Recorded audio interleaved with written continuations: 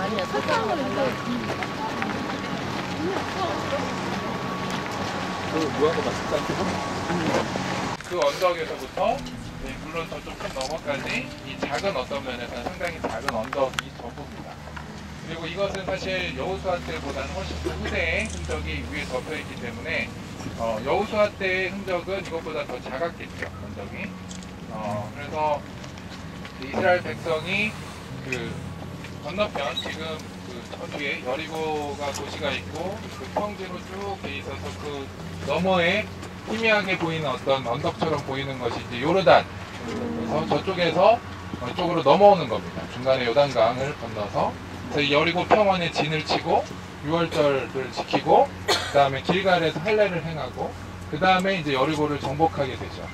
여리고를 정복하는 거에 대한 의미는 잘 아시겠지만 한 번 더 저희가 다시 기억을 더듬어 보면 되새겨 보면 이러한 하나님이 약속하시고 지키라고 명하신 언약을 철저하게 순종한 후에 그리고 하나님의 말씀대로 이 여리고를 온전히 돌 때 중간에 포기하지 않고 7회를 온전히 돌고 하나님 말씀에 철저하게 순종할 때 이 여리고 성벽이 무너질 수 있는 겁니다. 중간에 조금이라도 언약을 어기거나 중간에 포기하거나 나의 방법으로 돌아가면 여리고성을 절대 정복할 수 없는 거죠. 그래서 그 다음 예가 바로 그 아이성이라는 그 처절한 그 실패가 생긴 것이 바로 이 부분이고, 그래서 이 여리고라는 것은 그것을 상징하는 의미가 있습니다. 그리고 그래서 하나님의 말씀에 대한 철저한 순종, 철저한 복종, 그리고 믿음으로 그것을 이루어내는 그 놀라운 역사가 있었던 곳이고, 그것을 증명하는 이제 고고학적 증거도 이제 곳곳에 있는데, 그것은 이제 조금 이따가 나가면서 다시 보시면서 설명을 해드리도록 하겠고요. 저번에 여름에 저희가 여기 왔을 때 뜨거운 햇볕에서 여호수아의 세대가 춤을 추던 그 모습을 잊을 수가 없어서 오늘도 우리 남대전교회 여호수아의 세대께서 찬양을 인도하면서 저희가 찬양을 하도록 하겠습니다.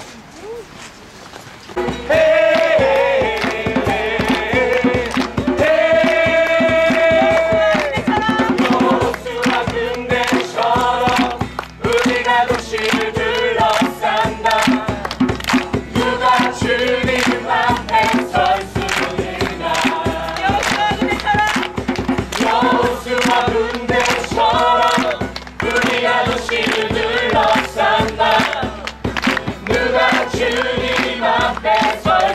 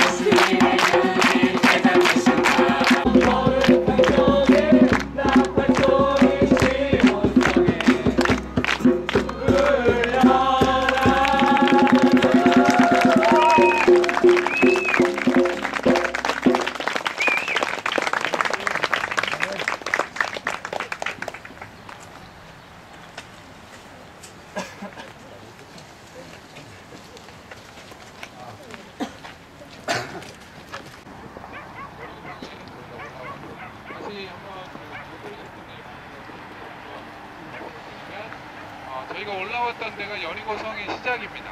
그래서 지금은 여리고성의 거의 중앙 부근에 있는 거예요. 그리고 이쪽 언덕으로 저기 밑에까지 저희가 올라왔던 정도만큼 다시 또 성이 있습니다. 왜 여리고성이 이렇냐면 아까도 말씀드렸지만 그 성벽이 있다가 무너지고 여기서 하면서 이곳에 오시면 그 상당히 밑에까지 성벽이 남아있는 걸 보시면 저희가 있는 것이 여우수한 때나 그 이전에 사람들이 살았던 성벽이기보다는 한참 더 후대에 무너져서 덮인 거고요. 그 밑에까지 파내려가 보면 저희 밑에 흔적이 더 많이 남아있는 거예요. 그래서 저희 정면에 이쪽에는 보면 동그란 망대 같은 게 있죠.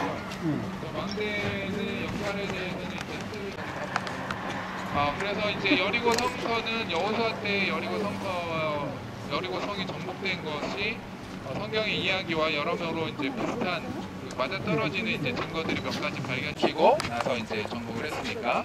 그래서 이 성벽을 이제 고고학자들이 많이 이렇게 파보면서 나온 몇 가지 증거 중에 첫 번째 증거가 곡식 항아리에 곡식이 그득히 담겨져 있는 모습 항아리가 몇 가지 발견이 됐습니다.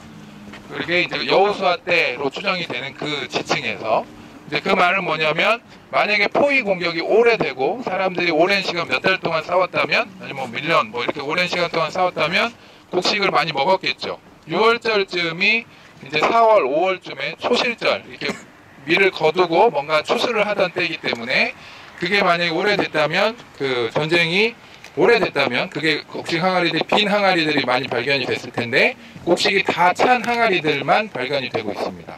그래서 전쟁 기간이 되게 짧았다라는 것을 증명해주고 또 하나는 여리고성을 정복하면서 막 성경이 기록된 대로가 아닌 하나님의 섭리대로가 아닌 어떤 인간의 노력으로 막 성을 공격하고 막 싸우고 막 우리가 영화에서 보는 것처럼 막 돌을 던지고 막 성벽을 타고 오르고 막 하면서 이렇게 싸우지 않았죠. 그래서 이 성벽에 무너진 여러 가지 흔적 중에 또 한 가지 특이한 점은 그 밖에서 공격을 하기 때문에 일반적으로 성벽을 공격할 때 성벽이 어디로 무너질까요? 안쪽으로 무너지겠죠. 밖에서 때리니까 성벽을 무너뜨리기 위해서.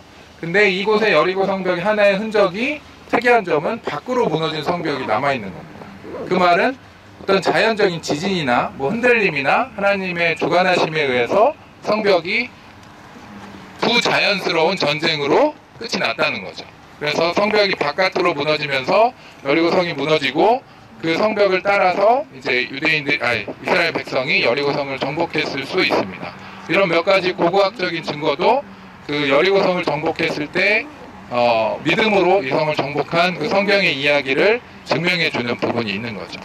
이제 나가시면서 이제 저쪽으로 나가게 될 텐데 가시기 전에 이제 한 가지 더 이제 물어보시는 분들이 많아서 여리고성이 저 산꼭대기 위에 있는 벽이 아니냐. 저기는 돌기가 힘들겠죠 일단. 네. 돌다가 많이 떨어질 것 같은데 절벽에 있는 저 벽은 그 수도원을 벽을 짓다가 완성하지는 못하고 벽만 남아 있습니다.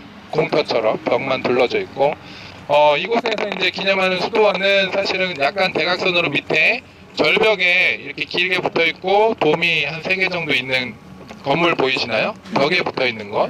저기 이제 시험산 기념 수도원이에요. 예수님이 내일 이제 가시게 되겠지만 세례터 요단강에서 세례를 받으시고 성령에 이끌리셔서 유대 광야로 가셨다고 했는데 뭐 논리적인 추측으로 당연히 유대 광야로 가셨겠죠.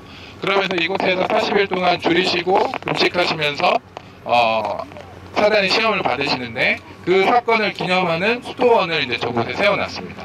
그래서 이제 저 산을 마운틴 오브 템테이션, 시험산이라고 부르기도 하고 뭐 그런 이야기로 전해지는 것은 예수님이 저 절벽 위에 서서 사단의 시험을 받았다 이렇게도 이야기돼서 저곳에 지금 현재 수도원이 있고 이 케이블카는 저 수도원 근처까지 이동해서 갈 수도 있는 이제 케이블카죠. 저희가 이제 저곳까지는 올라가지는 않겠고요. 이제 나가면서 라합의 집 그 여리고성을 정복하는데 아주 핵심적인 그 의미로 라합이 등장을 하는데 라합의 집이 성벽 위에 있었잖아요. 그게 어떻게 그 라합의 집이 성벽 위에 그 벽에 있었을까? 그 말은 이제 나가시면서 보시면 성벽이 이중 성벽입니다. 그래서 큰 벽으로 이제 돼 있어서 그 위에 집이 있을 수 있었어요. 그래서 그런 이제 이중 성벽의 구조도 이제 나가면서 한번 보실 수가 있으니까 한번 보도록 하겠습니다. 자.